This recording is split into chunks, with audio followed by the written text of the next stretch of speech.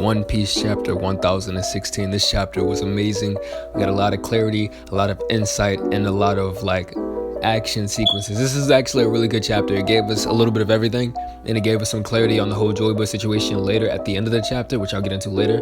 But I just want to say real quick before the video starts, it'll take only 30 seconds. If you can all do me a huge favor and go subscribe to my friend Pirate Hunter Anime. He is close to reaching 100 subscribers, and it would really mean a lot to me. You guys can go help him out, help him reach that milestone. And me personally, I'm close to 200 subscribers, so if you continue to support me and subscribe and help me reach 200, I would greatly appreciate it as well. But without further ado, let's just jump right into the video.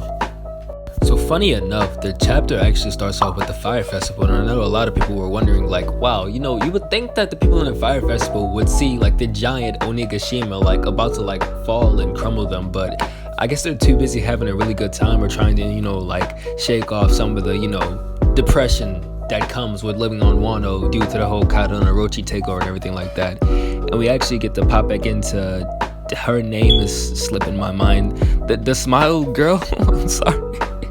One of the girl that ate the smile fruit and everything like that, her, and then the guardian that we see at the very beginning of Wano, that was actually a caretaker for Otama. I forgot the name is slipping right now, but we see these two enjoying the Fire Festival and whatnot and everything like that, the bonfires and everything. Everybody seems to be having a good time.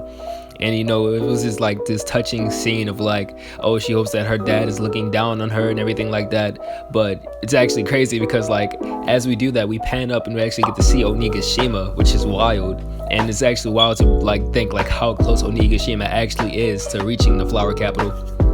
But we cut over to CP0, still just discussing, giving us the whole breakdown of everything. They're talking numbers and strategies, well, not strategies, but numbers and everything like that, as far as what can happen and how the fate of this battle is constantly swaying, because even though Luffy lost, they're not surrendering and they're not giving up. Not only that, but a bunch of the pleasures and waiters, they're actually turning on freaking Kaido's forces and everything. Obviously the waiters are turning on Kaido's forces because of the whole Queen situation, and the pleasures, that's really Otama's doing. Otama with her devil fruit and everything, the Dango fruit and everything like that, the Kibi Dango.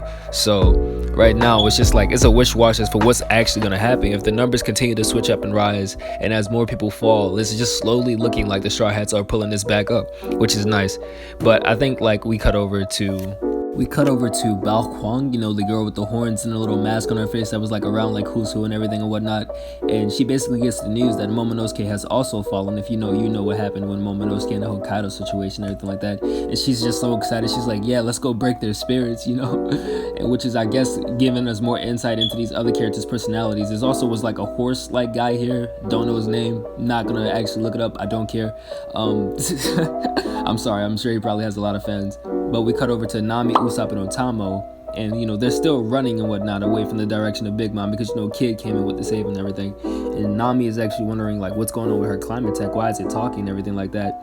And it's revealed that Zeus is inside the climate tech, and this is what a lot of people thought, that instead of Hera devouring Zeus, his soul left his body and went into climate tech when Nami stuck the climate tech into Hera's mouth and everything like that.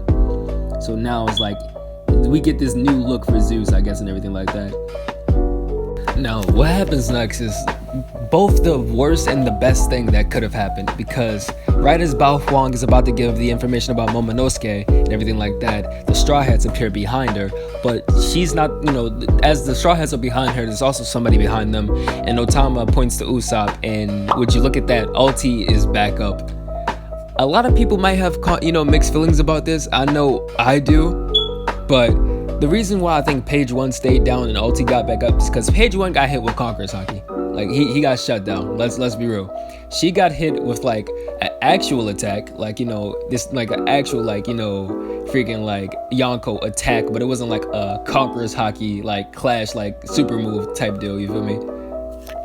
But yeah, apparently Ulti isn't really dumb. She after knocking Usopp flat off his ass, she basically freaking picks up Otama and is oh, so it has to be you. You're the one converting all our allies into enemies. You even got Big Mom. So if I just get rid of you, it'll be all good. You're the reason that Pei-Pei's hurt. She's saying this to Otama and everything like that. And her choking Like, actually, you can look at the panel. She's choking Otamo. Nami's not going for none of that. Nami hits her in the head with like Zeus, and Zeus, the climb attack shapeshifts with like spikes around it. So it's like Nami has gotten a huge power up, bro. Oda is going crazy with these power ups that the Straw Hats are getting. I know that he's prepping for late game and everything like that, but there's a few that are behind. Like Usopp, you know, for somebody to be a sniper, it's not really like, he's not really toting that much power. I guess Robin already is like fighting one of the freaking flying six, but she's getting help from Brook. It just, I don't know. It's a sloppy way of doing it, but Oda is, I guess he's just prepping for late game. I like it nonetheless. Nami and Zeus continue to work together, and Zeus is just like, you know, remarking that, wow, like Ulti, her skin is like crazy tough. Like for him to hit her with like the spikes and everything like that, I don't know if like Zeus is like imitating the Kanabo that Kaido has and whatnot, but that's what it looks like from like my perspective. And the fact that Ulti got hit by that, and she's still standing firm and everything like that, it's like, it's crazy. But Zeus suggests that maybe, you know, they should hit her with a thunderbolt and everything like that. If you hit her with a thunderbolt, like her insides are rattled up because Big Mom had attacked her with the whole like freaking orbital cannon beam, laser beam, kaiju destroyer type of deal.